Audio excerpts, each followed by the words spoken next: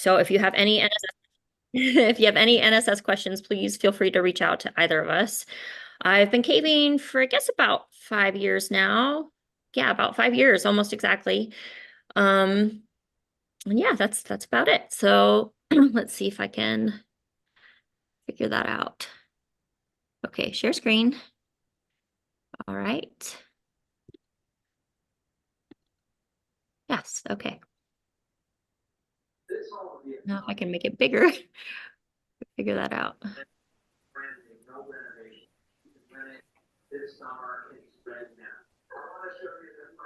don't know how to enlarge it.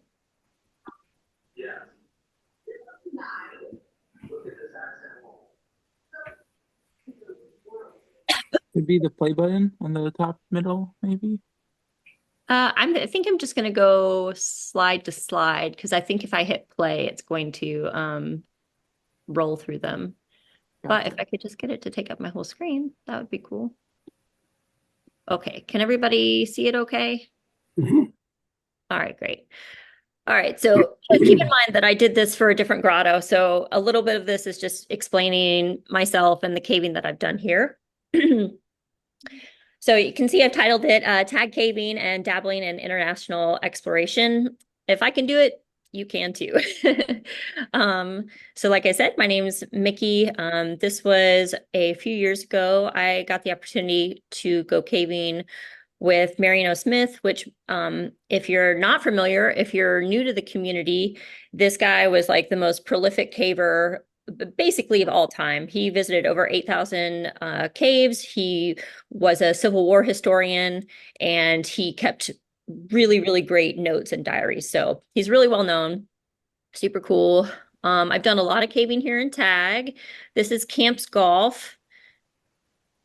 This is a really great Tennessee cave, which Andy and we lead this trip every summer, usually in August. So it's a horizontal trip. You don't need any vertical gear to do this trip. So I'll get that on the calendar, usually like late spring.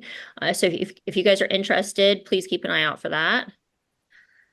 Here's a picture of me and Anna and Makaria caving at Wilkson Hollow Borehole, a really cool vertical cave. This is a map of the cave.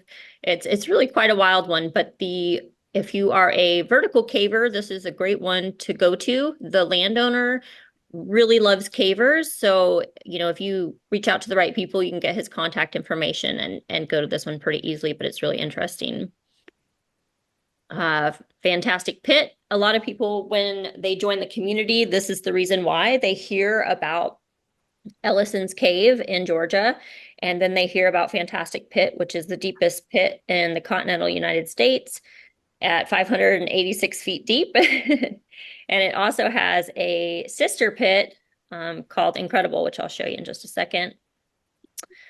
This is another thing that a few of us do. There's a tag team, and every year we go out to West Virginia and we rappel off the New River Gorge Bridge, which is a really exciting, fun thing that you can do. It's scary. You have to know what you're doing for sure and be in control of your rappel. But it's a great thing to kind of work your way up to. This is just a photo from Mountain Eye Cave in Tennessee. It's another one. This one is mostly horizontal. You can totally do an entire horizontal trip there. That's up near us. So if anybody's interested, we'd love to take you. And like I was mentioning earlier, this is that sister pit to Fantastic. This is Incredible, which is 440 feet, and it's nice and wet, as you can see. And so now we're getting into some international stuff, or like how I kind of got started in some of the international stuff that I've done. I got the opportunity to go caving in Tennessee's longest cave. It's called Helms Deep. It's no longer a secret. It's a neat cave that's kind of, I guess, southwest of Nashville. So it's kind of an odd location, but I got to cave with Bill Steele. And if you guys know him, he's kind of a legend in the community, but he also runs the Huautla Caving Project in Mexico. And that is currently die traced to be the deepest cave in Mexico. So I got on his radar. We went caving. There's actually a really good story about this trip. I did almost die after caving in here. I can't say that I recommend Helm's Deep because you might get sent here, which is called Mirkwood. It's basically the dungeon of the cave.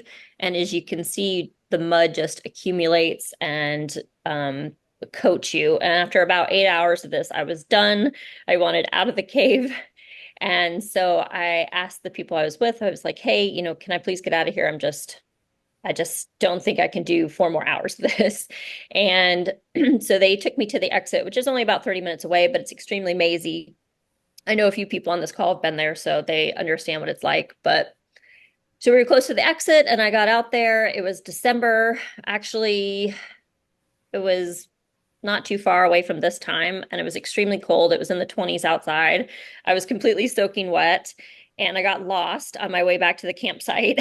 And um, I finally gave up and went back and sat at the entrance to the cave. And then Bill Steele texted me, and I was like, wait a second, aren't you supposed to be in the cave?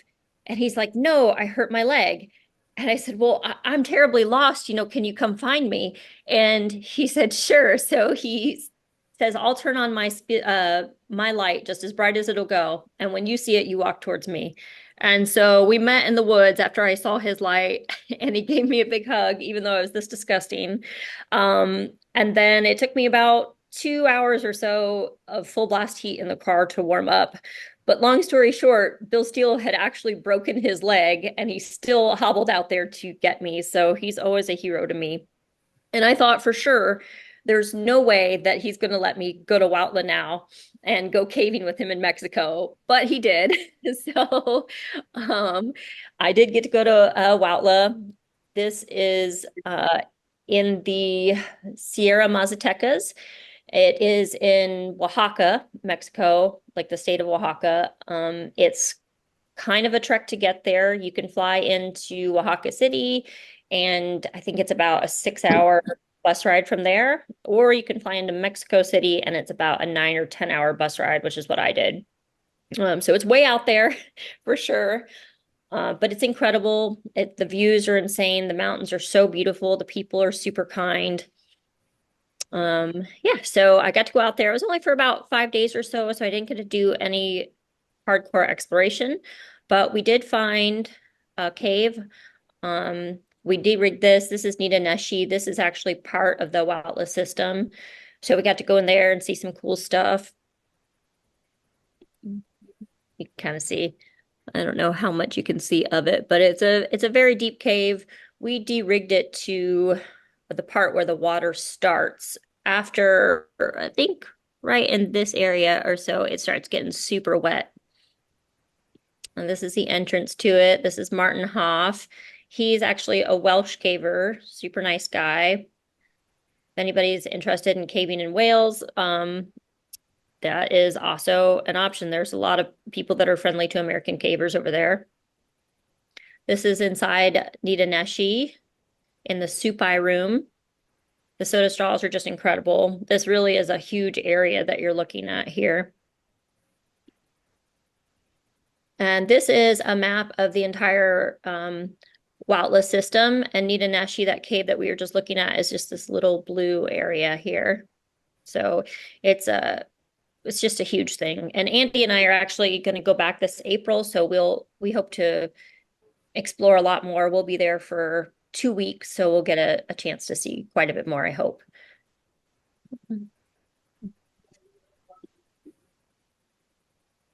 Yeah.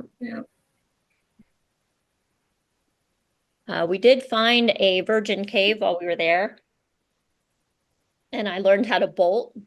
Martin Hoff sort of mentored me in that, which is another thing. When you first start caving, it's mostly just for the sport of it, but usually you'll get roped into somebody's project. They'll say, hey, I'm mapping this cave. Would you like to come help me?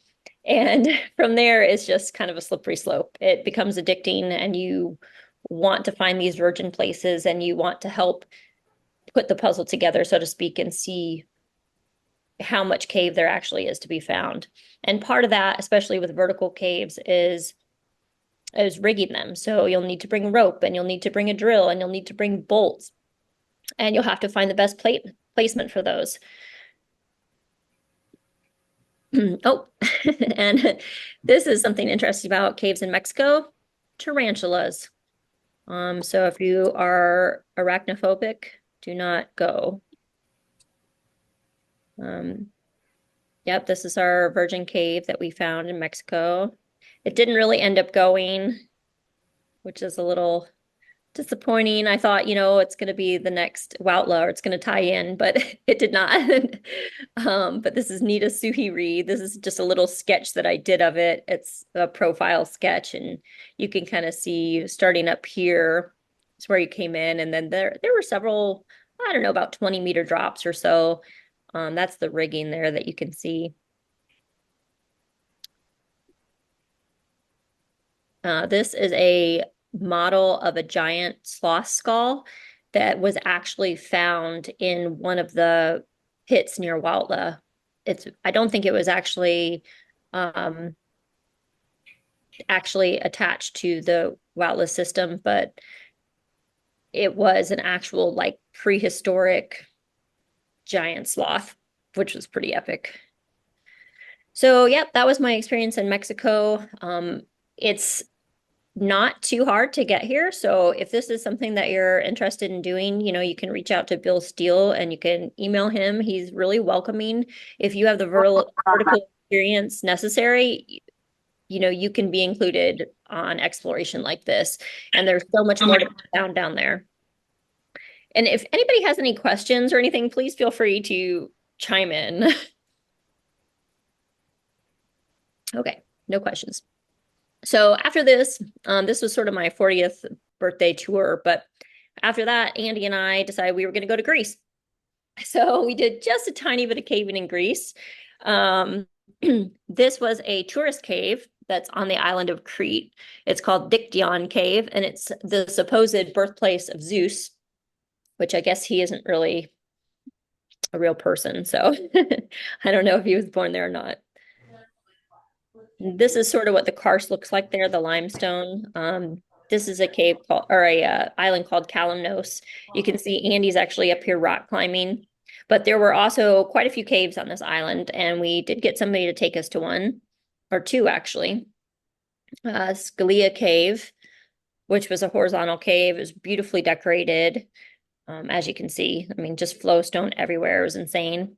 A little squeezy sometimes. And then this was Santos Cave. It was just about a 45-foot entrance pit.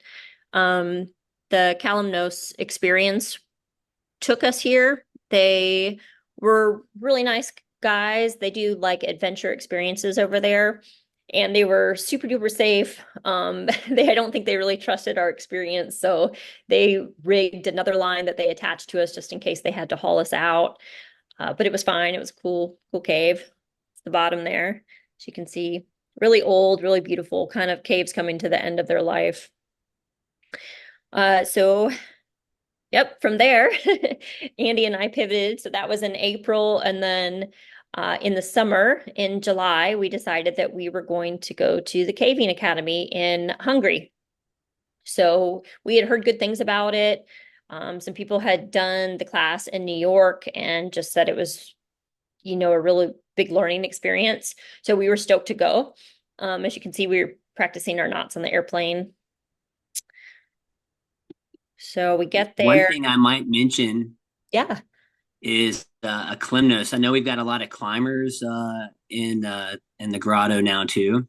Yes. So Klimnos is it's pretty close to Turkey. I think in Yep. one of the highest points you could actually look across the Aegean and see Turkey from there. But it's basically just like this rock out in the middle of the ocean. And I believe it was in the 90s, a German tourist came over with his girlfriend. He was a hardcore climber. They were just going over there to kind of put around on a scooter, check the islands out, eat and drink a little bit, and then go home. And he noticed all this amazing cliff space all over the place. And went back and did a little research, and then he actually sent, I believe, the local government request to be able to bolt some routes. And he went back the next year with some of his buddies, and they bolted a bunch of routes. And I think as of now, which it hadn't been that long, it's the #2 international climbing destination in the world to Yosemite. I think it's got 4,000 ish single pitch bolted sport climbs. So just keep that in mind. If you ever have a chance to get over there, the Klimnos experience will take good care of you, and it'll be something you never forget. There's so much climbing over there; it's crazy. Yeah, it was incredible. And we actually talk about going back frequently. So if anybody's interested in a climbing trip, maybe reach out to us. But yeah, so anyway, we get to Hungary, we get picked up at the Budapest airport, and then we go up into the mountains of Hungary. And there are some cliffs there that we would go practice on every day. So basically, excuse me, the Caving Academy should have been called Caving Boot Camp. Every day you would wake up and you would have a lecture in the morning. Then you would either go to these cliffs that you're seeing here, or you would hike about 3 miles up a mountain to go caving. And I don't recommend going in summer, but the caves are pretty cool. All the karst. These are cliffs outside of a really famous show cave called Baradla. And I think it might be the most beautiful show cave I've ever seen. Like, it was just incredible. I'll show you a picture of it next. Yeah, this is the entire class. This photo was taken by a chick named Augie. She's a really talented Hungarian photographer. And that's inside Baradla Cave. Many of you might know Kevin Mulligan. He's the one that created the gauntlet. And this is him demonstrating a guided rappel on the cliffs there. Oh, and that's me on the J-hang that they had rigged. So this was just this huge sort of gauntlet style obstacle course that they had rigged on these cliffs. And it kind of gave you the opportunity to experience every single obstacle you might encounter in a cave. So they had things like J-hangs, knot passes, hanging traverses, stuff like that. And it really gave you an opportunity to refine those skills. And I felt like I was such a better caver after going through this. We did get the opportunity to do some real caves. This is Rico Newman rappelling a 60-meter drop in Apple Cave, which is a really cool cave. You had to pass a knot going down this rope just for funsies. And then this is where our lectures would take place. We had like a field house that we would stay in, and there was a common area. And this is Dr. Danish. He's super nice Hungarian doctor, but also expert caver. And he's demonstrating a ceiling traverse, how to rig one. So that was quite educational. There was also some medical stuff incorporated into the training. This guy's name was Juju. I guess he's one of the most famous Hungarian cavers that there are. And the way Hungarian caving works is it's kind of like what they're trying to do with the VTC, which is the Vertical Training Commission. It's a faction of the NSS that's starting to create standardized training for vertical cavers. But in Hungary, it's already standardized, and they have different levels. So they have like level 1, level 2, level 3, and some other sort of things that you can graduate to as well. But you have to pass tests, and it's just I think injuries are probably far less common there because you're required to have so much expertise before you go in these caves. So as you can see, the caption here is just moving a human burrito over elevation is extremely difficult and requires many hands. It made me appreciate what a full-scale rescue entails. And this is something I think every caver really should stop and think about. And I think about it frequently when I'm deep inside of a cave. It's like, if I were to break my leg right here, or if something horrible were to happen, what does it actually take to get me or somebody else out of here? And it kind of makes you stop and use your caution and just give it a second thought, because it can be extremely difficult. Like, just to move this person who I think that might be Justin in there. Yeah. He weighs a couple 100 pounds, and it takes these people handing off and then cycling back around just to move him a few 100 feet. So imagine that deep inside of a cave. It's extremely difficult. It takes a lot of people, a lot of resources. Um, so this was really cool. I think Andy will tell you too, this was probably our favorite thing that we did in Hungary. There's a cave called Owl Cave, and it's supposed to be the most technically difficult cave to rig in Hungary. And so we took turns, Andy and I took turns rigging it to a certain point, and then we took turns de-rigging it on the way out. So yep, that's me setting up some really complicated stuff there. Did they call that the train rock? What was that? The locomotive, you The can see it. locomotive, yeah. Yeah. So this owl cave is just like a massive vertical shaft that just keeps going down and down. The hike up to that mountain, it's about 3 hours, not 3 hours, but 3 miles, and it was significant hauling your gear up there. And of course, it's hot and it's buggy. Mickey has failed to say anything about what they referred to as flying ticks. It's like these things that were like ticks, but they kind of fell out of trees. They kind of fell out of the sky, and they weren't quite as tough as ticks. You could take them and you could squish them between your fingers, and flick them off. But you really had to work for it a little bit, and the mosquitoes near the entrances were just horrendous. So what we were doing is staying out in the hot sun and gearing up before we get close to the entrance, just to keep from getting eaten alive, because your cave suit could give you just a little bit of protection. This particular trip, it was just Mickey and I and Esther, and who was the other guy who's with us? Gergu. Yeah, Gergu. Yeah. And so basically the thought was that I would rig the first half and Mickey would rig the second half. And then I would de-rig her half and she would de-rig mine. And beautiful weather leading right up to it. Wasn't supposed to be any rain in the forecast. And then right before, literally 10 minutes, when we were getting dressed to get into the cave, clouds rolled up over the mountain and started raining on us as we were going in. So the caves over there are a little bit cooler. They have a tendency to be more about like 45 degrees-ish. And of course, we go in and we're completely wet right off the bat. So that didn't help, but it was a super challenging cave.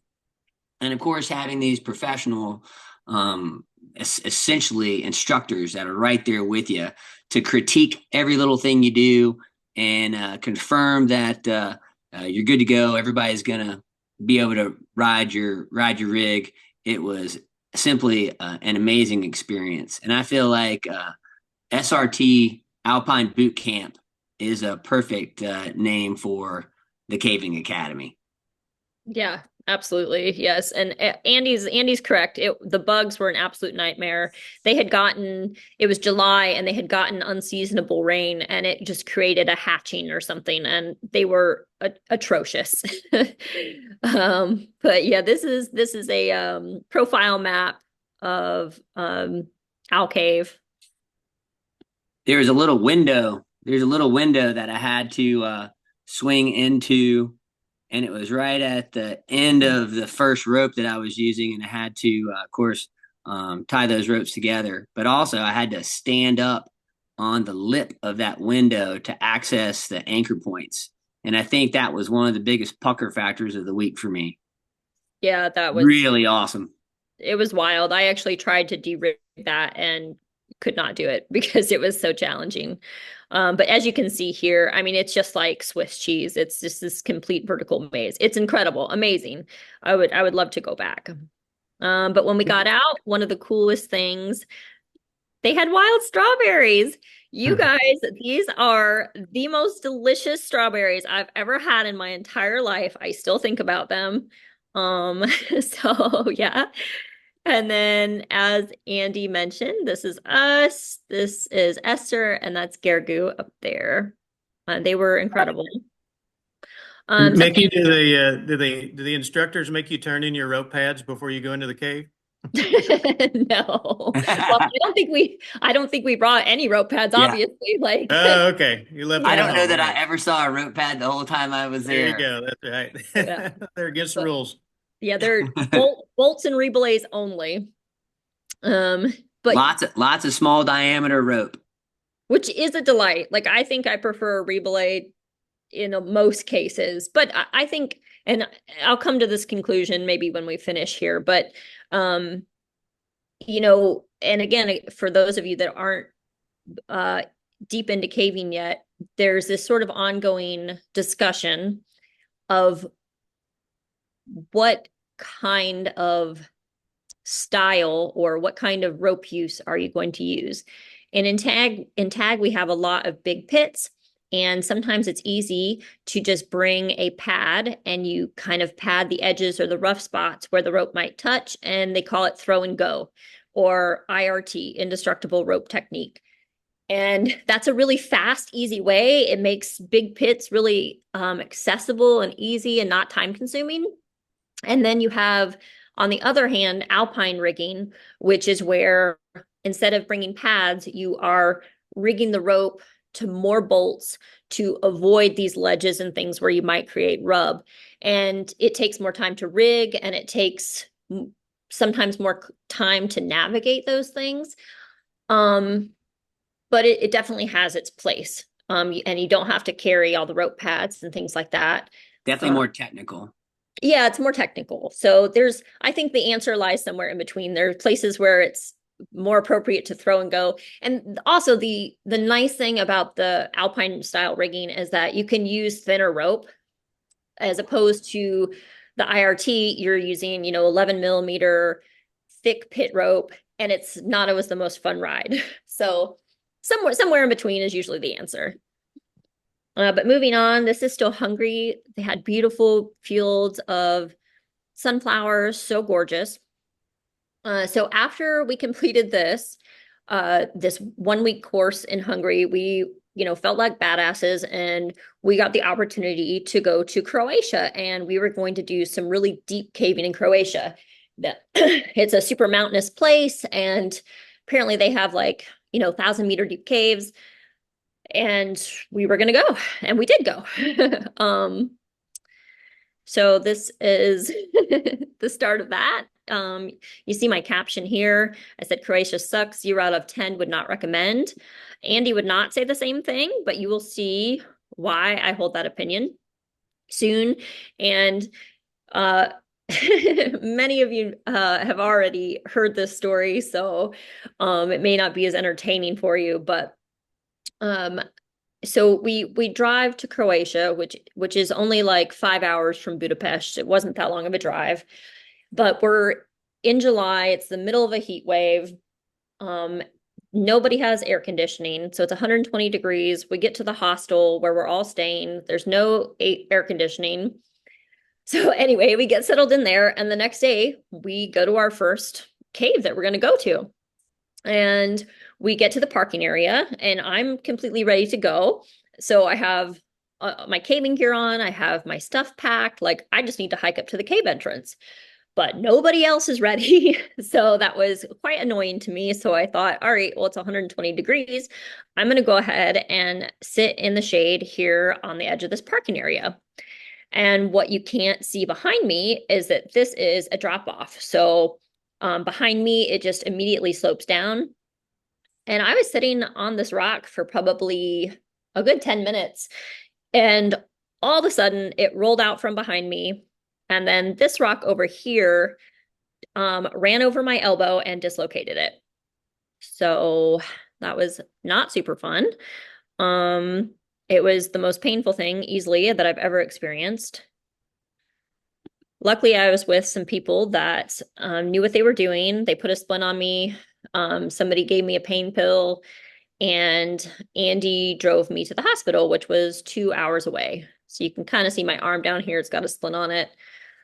It was a brutal drive down that mountain. So Yeah. like we were supposed to have rented so-called SUVs, and we got hatchbacks. And this particular one lane kind of gravel road leading up to the parking area, which was the trailhead leading to the cave entrances, was tight. I mean, it was just covered in brush. Every one of the vehicles was just getting. I thought that thing was going to get scratched all to pieces, and there's no way I wasn't going to be paying extra for that rental car. But it was a rough, bumpy ride, and you could imagine the pain of a dislocated elbow. We were trying to go slow and minimize the jarring, but that was one crappy ride for Mickey off that mountain. That was a struggle. Yeah, it was pretty terrible. Do not recommend. And then of course the hospital was 2 hours away, so it was very long. Oh, and I left out the part where I fainted from the pain. Oh, and forgot to mention the part where this rock, the same one that ran over my elbow, pinned my knee. So our buddy Casey had to deadlift that off me. So if you can imagine whatever movement Mickey made after minutes, I had taken a video of the whole group and I kind of panned up and started the video with her and then panned around the rest of the crew as they were getting their gear together. And that was like 5 minutes before this even happened.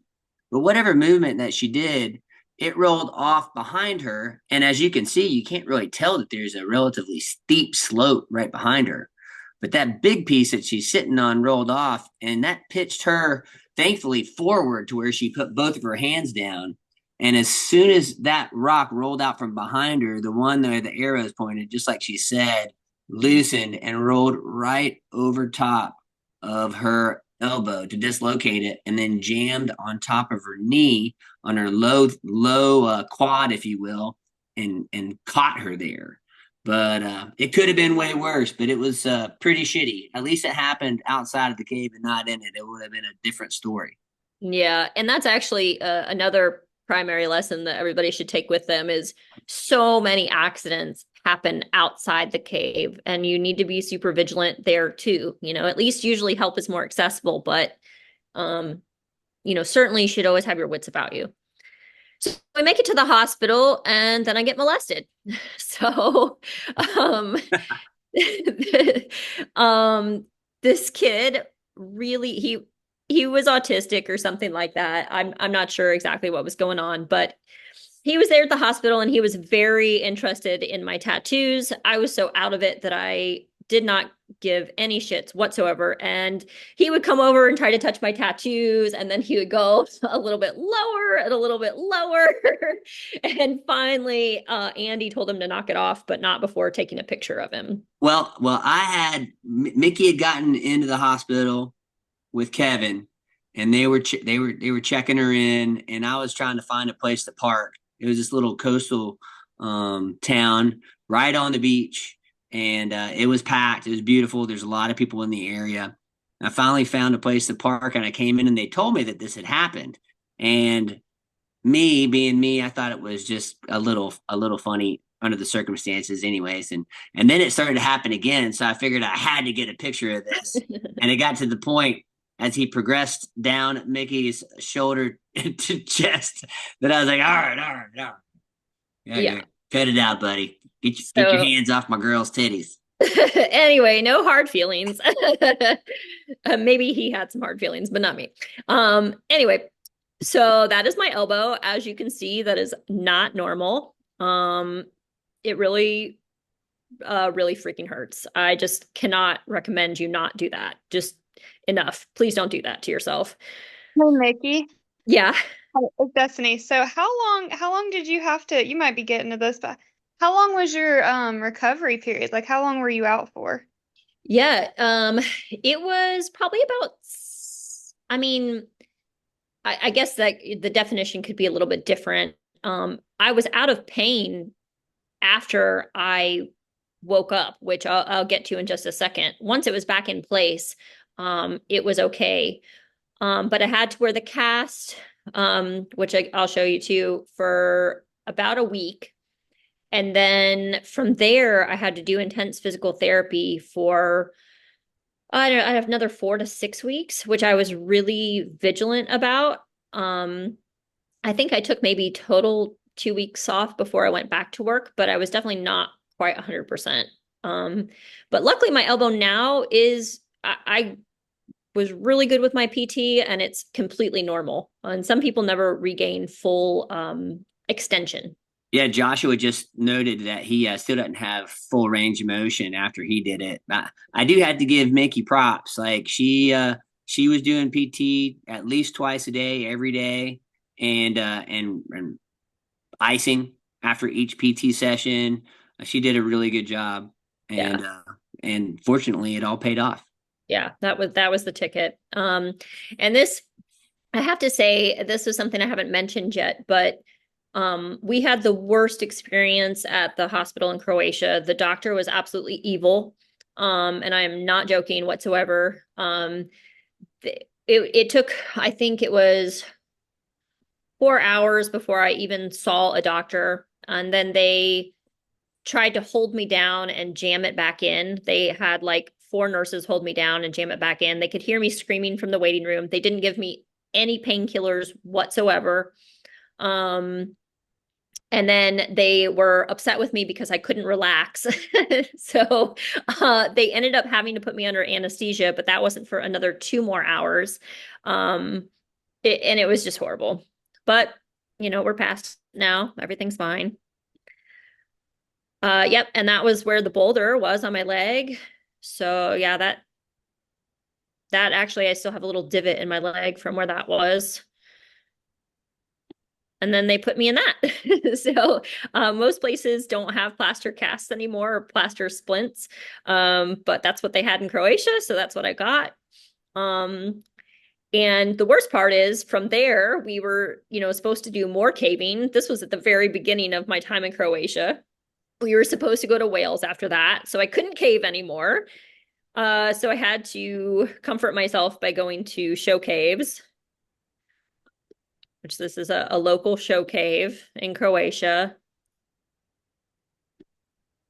You don't really think of Croatia as like a third world nation necessarily, but that emergency room really did feel like it. They're still set up with all the plaster, old stuff from like when I was a kid, from like the 80s is what they're using currently.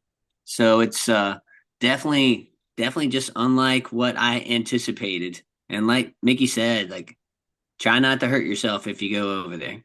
Yeah, it's that's one thing you don't think about. I think we take for granted our medical system here in America, and it's definitely flawed, but it is good. We have good healthcare available.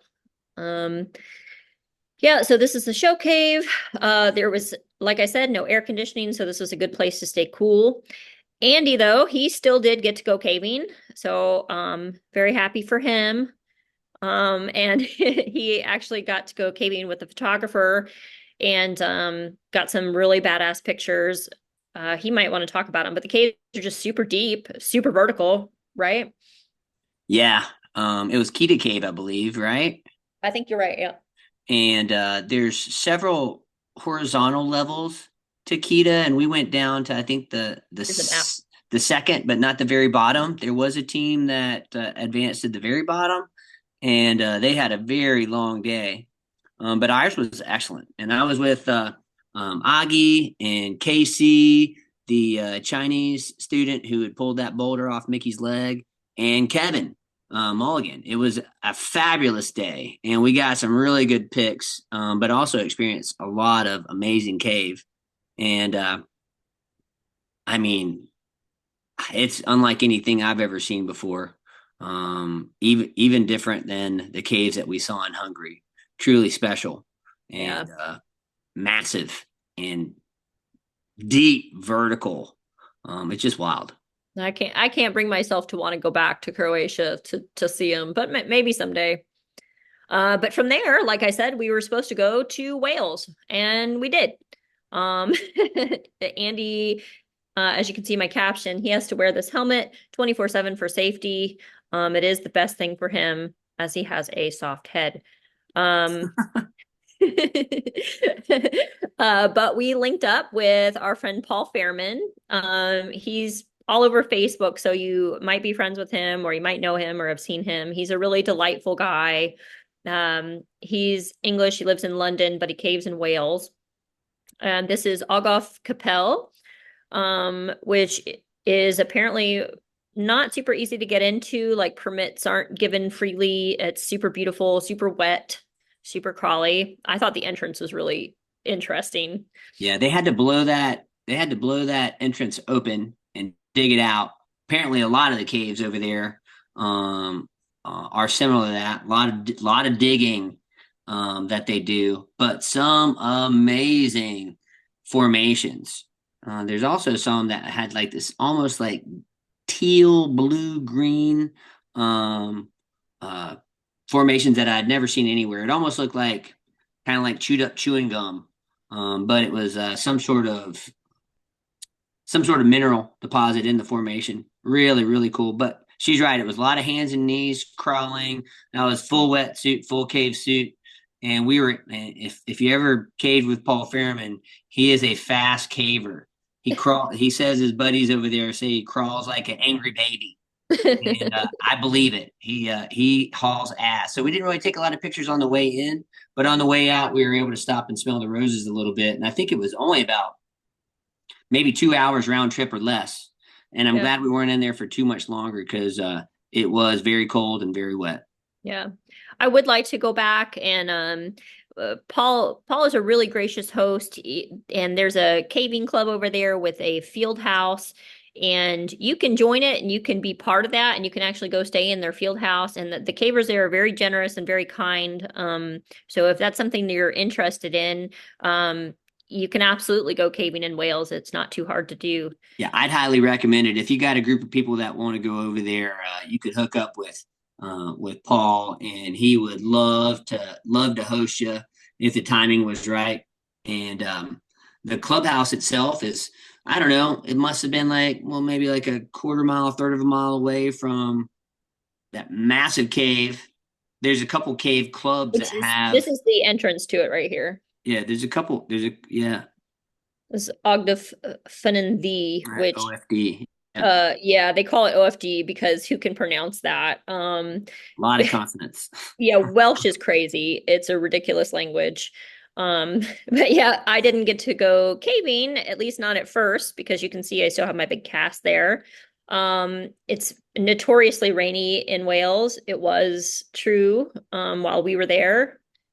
Got to visit some castles, Castell Cerrig Kennan. That was really neat. And there's a cave actually inside this castle. It's like down over here towards the left. And this is Andy and I inside the cave. See my big ass cast. It was very obnoxious. Finally, I did get to go caving though. I got to go into OFD, and this is an area called the Columns.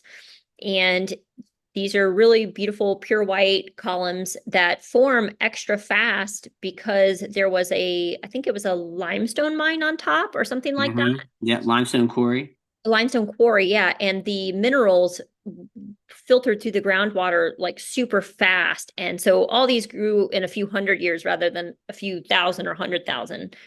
But I still had my cast on. I had it in plastic. Paul literally laid down in the water for me so I could crawl over him. I had to do crawls like this with one arm, or I mean, climbs like this with one arm. It was challenging, but I was so glad that I got to go into a cave. We basically did some body wedge belays for her just to make sure in case she slipped, she wasn't going to go anywhere. But it all worked out really well. And as you can see in that picture, the sun actually does shine in Wales occasionally. Every now and again. But yeah, this was our last night there, and we did get a little bit of sunshine as we were coming out of the cave. It was really beautiful. Yeah. We got to see Ogofinnan, one of the caves that we did in Wales a long time ago. And the water was so deep in those caves. Yeah. And most of them didn't wear a wetsuit because they were just getting ready for soccer season, and they just ran through the caves. But yes. I thought, I hope I don't drown in trying to get through Yeah. that cave. So Yeah. we had a pretty wet couple of days leading up to our arrival, and it actually rained pretty hard while we were there. And there's 3 different levels to that cave as well. And we did the upper level the first day, and the water levels went down a little bit. We did the second level the second day, and the third day we did a loop that actually took us through the bottom. And the second day in the mid level, you were actually in a canyon above on one of the loops that we did. It's a massive cave, so I can't say I probably saw like literally maybe a third of it. But on the second day when we were in the second level, we were doing a traverse in a canyon over top of the water, and essentially they've hard rigged a cable traverse in there, and we didn't have vertical gear, but we just had I had my vertical gear, but the English guys didn't have it. They have these cave belts with gear loops, and they just use their cow's tails off of their cave belt over top of their cave suit, and that's what they use to clip in and have 2 points of contact. But you're right, Ellen. That water in there is wild. When we got to the bottom level, Yes. you could see how from where you were standing, it was about probably 8 feet. There's a foam layer up on the wall where the water had been, and it was like a raging torrent down there. Just crazy. No. Well, our tour mostly was on the bottom level. So Cool. Yeah, you were it wet. was neat. There was one day that the sun was shining when we went from the field house down to the cave. It's like, oh, we've got to stop and get a picture. Yeah, It rains a lot in Wales. indeed. Yeah, I actually went on a hike one of the days that they were caving in the rain, and it felt like it was just I felt like Forrest Gump when the rain is coming from the below and you have to kind of hold your hand in front of your face. It was just crazy. Yes. But yeah, But it's beautiful. it was gorgeous, beautiful, beautiful place. And it's kind of like there's almost rainforesty areas because it does rain so much, and castles, and it's quite a lovely place to visit. Miss the trees. Yeah. They said that the sheep eat the trees before Oh. they grow. Well, that makes sense. Yeah. But yeah, so we flew home, and I made it back to Boston, and I cut my cast off in the airport bathroom. And I was like, I'm done with this thing. I hate it. And I was so surprised how stiff my arm was when it came out of that cast. It was not like it was before. But I did go back home. This was recent caving as of my last presentation, but this is Fern Cave in Alabama. Maybe you guys have heard of it, but it's a really long cave in Alabama, super famous. It has an area called Helictite Heaven. This is Helictite Heaven 2. This is a photo Andy took of our friend Abby, and these are all helictites, which are these kind of crazy formations that just go every which way. You can see they're growing out of this like calcite river right here. You can go, so Fern Cave is kind of famous for its big pit called Surprise Pit, which is about 400 feet deep. But there's a lot more cave there, except the access is pretty restricted. So if you ever get invited to go to Fern Cave, you should absolutely take them up on it. And these are some of the people that cave there, some pretty epic people, a lot of Indiana cavers. This is Emily. She's from Chattanooga. Marion, Zeman/Acres, Abby and Walter, Tony, and Thomas. But yeah, so if anybody has any questions, please let me know. Thank you for letting me share my slideshow with you guys. That Thank was you for coming. neat. Thank And you. in Wilkinson Hollow Horror Hole, my name is one of the